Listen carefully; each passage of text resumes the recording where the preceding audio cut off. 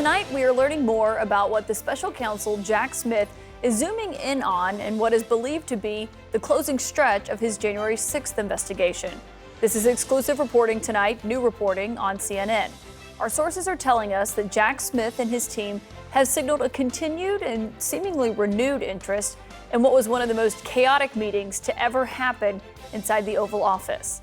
This was December 18th in 2020, 6 weeks after Trump had lost that election, as the lawyer Sidney Powell, Trump's former national security advisor Mike Flynn, and the former CEO of Overstock.com floated some of the most desperate suggestions to keep Trump in power. Martial law was brought up. So was the proposal to have the U.S. military seize voting machines. You may remember hearing about it from the people who were there and later testified before the January 6th Congressional Committee. I was not happy to see the people in the Oval Office. I don't think any of these people were providing the president with good advice. I mean, at times there were people shouting at each other, hurling insults at each other.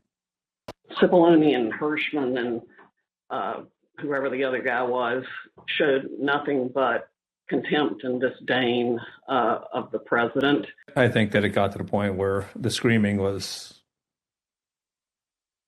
completely out there.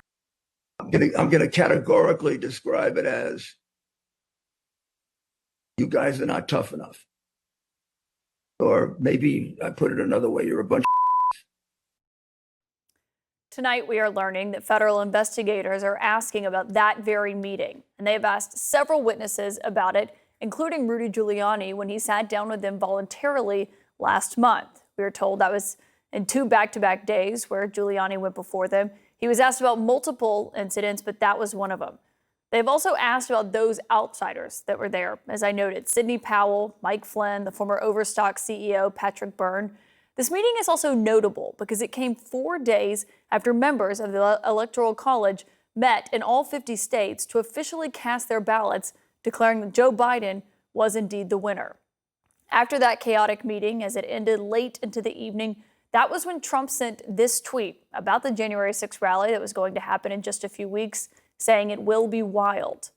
All of these developments are coming tonight, as we also know that Trump's body man turned co-defendant, Walt Nauta, has finally appeared in court for his arraignment today after quite a delay. It's nearly a month after the former president was indicted in the classified documents probe. The former Navy vet from Guam is facing the very real possibility of years behind bars now for allegedly helping hide government secrets and lying to investigators.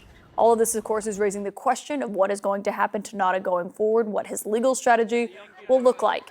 In the past, we have seen people who were loyal to the former president flip before.